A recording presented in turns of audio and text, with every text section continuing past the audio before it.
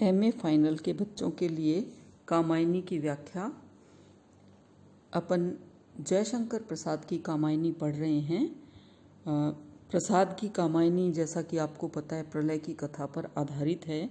देवताओं के अतिशय भोग विलास के फलस्वरूप स्वर्ग में और सारी सृष्टि पर जो है प्रलय आ गई, और प्रलय आने के कारण सब कुछ, जो भी देवताओं की भोग विलास के साधन थे, जो कुछ भी था, वो सब नष्ट हो गया।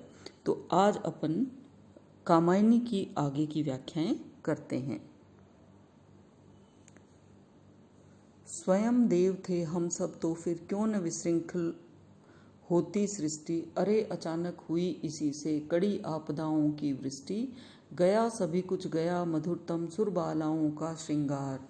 उषा ज्योत्सना सा यौवन स्मित, मधुप सदृश्य निश्चित विहार। कवि जयशंकर प्रसाद यहाँ पर मनु के माध्यम से कह रहे हैं कि मनु जो हैं वो स्वयं देवताओं की संतान थे। तो वो अपने देवताओं के बारे में कहते हैं कि वो स्वयं देव थे, स्वयं देव थे हम सब, कि हम लोग सभी देवता थे जो कभी नष्ट नहीं होते। फिर क्यों नहीं अतिरिक्त हमने जो है देवता अपने आप को सबसे ऊपर माना, अजय शक्ति के रूप में माना। तो अगर हमें इतना अभिमान था तो स्वयं को सर्वशक्ति संपन्न समझने लगे, तो फिर हमारी सृष्टि जो है वो नष्ट क्यों नहीं होती। जब भी कोई व्यक्ति अहंकार में भरता है, अभिमान में भरता है, तो उसका अंत निश्चित है। वैसे ही ये प्रकृति जो है वो देवताओं को भी नहीं बख्शती है। तो यहाँ सीखने की बात ये है कि अगर कोई भी प्रकृति के विरुद्ध काम करता है तो उसे नष्ट होना होगा। तो मनु इसी बात के लिए कहते हैं कि हम तो देवताओं की संतान थे, देवता थे, तो फिर क्यों नहीं सब कुछ नष्ट होता। हमने भूल की थी कि हम अपने आप को सर्वशक्तिमान समझने लगे। अरे अचानक हुई इसी से कड़ी आपदाओं की वृष्टि। वृष्टि यानी बरसात, कि अचानक ये जो हुआ, सब कुछ तहस नहस हुआ, कयामत आई। तो ये सब जो है जो कड़ी आपदाएं आई, विपत्तियां आई, ये इसी कारण से हुई क्योंकि देवताओं में दंभ था, अभिमान था कि वो सर्वशक्तिमान है। निर्भय होने के कारण हम किसी भी नियम को नहीं मान सकते थे, और इसी कारण, इस अभिमान के कारण अचानक हमारे ऊपर दारुण विपत्तियों की वर्षा हो गई थी। गया सभी कुछ गया, मधुरतम सुरबालाओं का श्रृंगार। उषा ज्योत्सना सा यौवन स्मित, मधुप सदृश्य निश्चित विहार। कि सब कुछ चला गया, जो भोग विलास था, वो सुख साधन थे, सब चले गए। सारा सब कुछ जो है वो नष्ट हो गया। देवबालाओं का श्रृंगार नष्ट हो गया, और प्रातःकालीन सुषमा जैसा उनका जो यौवन था, जो मुस्कुराहट थी, वो सब गई। भ्रमरों के गुंजार थे, उनके समान जो रूप था, वो सब चला गया। मनु जो है वो इतना अफसोस करते हैं, वो कहते हैं कि आज उस देव जाति का सर्वस्व नष्ट हो चुका है। न तो देवांगनाओं का माधुर्यपूर्ण श्रृंगार कहीं दिखाई देता है, न चंद्रमा जैसी उज्जवल और कांतिमान चांदनी के समान देवताओं की जो हंसी थी, जो उनकी मुस्कुराहट थी, वो भी नहीं दिखाई देती है, और ना ही भ्रमर के समान निर्बाध रूप से देवगण देवांगनाओं के साथ निश्चिंत होकर जो विहार किया करते थे, घूमा करते थे, विचरण किया करते थे, वो सब नष्ट हो गया। तो यहाँ बहुत ही सुंदर उपमाओं के द्वारा देवताओं के विनाश की ओर कवि ने इंगित किया है। कंकण क्वणित रणित नुपुर थे, हिलते थे छाती पर हार। मुखरित था कलरव गीतों में, स्वर लय का होता अभिसार। सौरभ से दिगंत पूरित था, अंतरिक्ष आलोक अधीर। सब में एक अचेतन गति थी, जिससे पिछड़ा रहे समीर। कवि मनु के माध्यम से, मनु जो है वो इस वेदना को व्यक्त करते हुए कहते हैं कि जब देवता अपने अभिमान में चूर थे तो नृत्य करते, वहाँ खूब सारी कलाओं का प्रदर्शन होता था, नृत्य, सरस राग रंग हुआ करते थे। तो नृत्य करते समय जो देवांगनाएं थी, जो वहाँ पर अप्सराएं थी, उनके हाथों में बंधे हुए जो कंगन थे, उनकी ध्वनि क्वणन क्वणन की ध्वनि हुआ करती थी, और पैरों में बंधे हुए घुंघरू भी आवाज़ किया करते थे, उसमें भी रुंझुन हुआ करती थी। उनके वक्षस्थल पर जो हार थे वो हिला करते थे, हिलते थे छाती पर हार। नृत्य करते समय, नर्तन करते समय रिदम से उनके हार जो है वो हिला करते थे। मुखरित था कलरव गीतों में स्वर लय का होता अभिसार।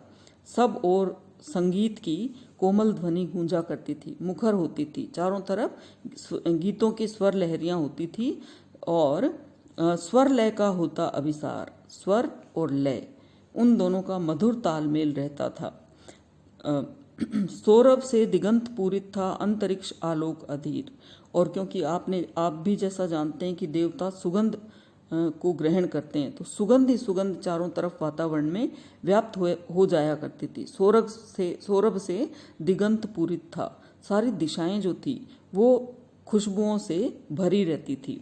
और अंतरिक्ष आलोक अधीर, मणिदीपों से के तीव्र प्रकाश से सारा अंतरिक्ष दैदीप्यमान रहता था, भरा रहता था।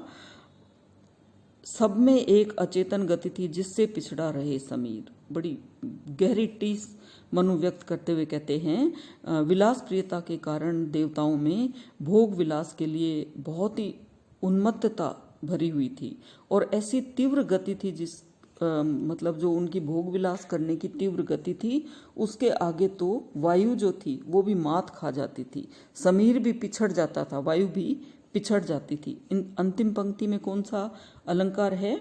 जिससे पिछड़ा रहे समीर में व्यतिरेक अलंकार। उपमा अलंकार में तो क्या होता है, उपमा दी जाती है, और ये जो होता है व्यतिरेक अलंकार, इसमें जो शास्त्रों में विद्यमान है उससे अधिक अच्छा बता देना, वायु से ज़्यादा तेज गति किसी की बता देना, सूर्य से ज़्यादा प्रचंड किसी को बता देना, तो ये यहाँ व्यतिरेक अलंकार होता है। इसी तरह से कुछ ध्वन्यात्मक शब्द देखिए, नाद सौंदर्य, ध्वन्यात्मकता दिखाई देती है। आप विशेष में लिखेंगे कंकण क्वणित रणित, है ना, ये शब्द जो है उनमें नाद सौंदर्य है और ये ध्वन्यात्मकता दिखाई देती है, जो छायावादियों की बड़ी महत्वपूर्ण विशेषता है। और अभिसार का प्रयोग कवि ने किया है, स्वर लय का होता अभिसार। अभिसार नायक और नायिका का होता है, और यहाँ स्वर को पुल्लिंग और लय को स्त्रीलिंग के रूप में बता करके बड़ी सूक्ष्म व्यंजना की गई है। और कवि ने दिगंत और अंतरिक्ष को सौरभ और आलोक से परिपूर्ण और अधीर बताकर देवताओं की विलास प्रियता की ओर और भोग विलास की अतिशयता की ओर संकेत भी किया है। इस प्रकार ये बहुत ही महत्वपूर्ण आपका कलात्मक पद है। अगला और देख लेते हैं एक। मृत्यु अरि चिर निद्रे तेरा अंक हिमानी सा शीतल, तू अनंत में लहर बनाती काल जलधि सी की सी हलचल, महानृत्य का विषम सम अरि अखिल स्पंदनों की तू माप, तेरी ही विभूति बनती है सृष्टि सदा होकर अभिशाप। कवि यहाँ पर वर्णन करते हैं कि मनु जो है वो मृत्यु को अंतिम सत्य बताते हैं। मृत्यु अरि चिर निद्रे, हे मृत्यु तू चिर निद्रा है और तेरी जो गोद है वो बर्फ के समान शीतल है। मनु मृत्यु के अंतिम सत्य को बताते हुए कहते हैं कि अरे मृत्यु तू चिर निद्रा है, अर्थात चिरकाल तक सुलाने वाली तू व्यक्ति की सारी चिंताओं से मुक्त करके चिरकाल तक सुलाने वाली है। तेरी गोद जो है हिम के ढेर के समान शीतल और शांति प्रदान करने वाली है। काल जलधि की सी हलचल, तू प्रत्येक युग में विश्व के अंतर्गत विनाश का चक्र चलाती हुई इस प्रकार हलचल पैदा करती है जिस प्रकार की समुद्र में लहरों के कारण हलचल उत्पन्न होती है। जलधि यानी समुद्र, काल जलधि जो समय रूपी समुद्र है उसमें तू हलचल मचा देती है। महानृत्य का विषम सम अरि, देखिए कितना विरोधाभास है, विषम सम, महानृत्य का विषम सम अरि अखिल स्पंदनों की तू माप। अरि मृत्यु तो इस सृष्टि के महानृत्य तांडव नृत्य का वह भयंकर सम है जहाँ जीवन की लय समाप्त हो जाती है और जीवन के नए ताल का आरंभ होता है। नाश के बाद निर्माण, निर्माण के बाद फिर नाश, तो ये नाश हुआ है, इसके बाद नया निर्माण प्रारंभ होगा। तो जो सारे स्पंदन हैं वो जो है उसकी माप भी तुझी से होती है। तेरी ही विभूति बनती है सृष्टि सदा होकर अभिशाप। कि मृत्यु को जो मनु है वो बताते हैं कि संसार की सारी गतिविधियों की सीमा इस मृत्यु में ही है, माप उसी में है, सारी जो गतिविधियां हैं वो मृत्यु के अधीन है। तो तेरी ही विभूति बनती है, तेरे द्वारा किए गए विनाश से एक विभूति तैयार होती है, राख तैयार होती है, उसी से सृष्टि फिर से निर्मित होती है। जैसे मिट्टी से हम बनते हैं, राख जो होती है जो नष्ट होने के बाद और वापस निर्माण होता है। परंतु कवि कहते हैं सृष्टि सदा होकर अभिशाप, परंतु नव सृष्टि भी तेरा अभिशाप है, क्योंकि उसे भी तू बाद में नष्ट कर डालती है। मृत्यु का कितना कलात्मक वर्णन किया है कि ये सभी जो है मृत्यु के अधीन हैं, और विनाश जो है पहले तू विनाश करती है, राख में तब्दील करती है सब कुछ, और फिर उस राख से नया निर्माण होता है, नई सृष्टि बनती है, और वो नई सृष्टि भी तेरा अभिशाप है। तू उसको वरदान नहीं अभिशाप देती है, वरदान के साथ में वरदान करके बनाती है और अभिशाप देके तू उसे बाद में नष्ट कर डालती है। यहाँ पर मृत्यु का बहुत ही सुंदर चित्रण किया है, क्योंकि मृत्यु से संसार की समाप्ति होती है, और समाप्ति होगी तभी नए की सृष्टि होगी। तो नाश और निर्माण के क्रमिक सिलसिले को यहाँ बताया गया है प्रतीकात्मक रूप से। नाश के बाद निर्माण और सृष्टि के बाद विनाश का क्रम सदा होता है। विषम और सम में विरोधाभास अलंकार आपको बताया था। विभूति में श्लेष और मृत्यु में रूपक अलंकार दिखाई देता है। तो इस प्रकार प्रसाद की ये कविता आप पढ़ना, जटिल है, कठिन है, लेकिन बहुत आनंददायी है, और ये जीवन का सत्य है। पीजी के विद्यार्थियों को इतना तो आना ही चाहिए कि वो दर्शन को भी समझें, जानें, ऐसे नहीं रट करके कविताओं का अनुवाद करें। तो बच्चों पढ़ें, और इस वीडियो को ज़्यादा से ज़्यादा लाइक करें, सब्सक्राइब करें, और सबसे ज़्यादा तो आप बस इसको पढ़ें। धन्यवाद।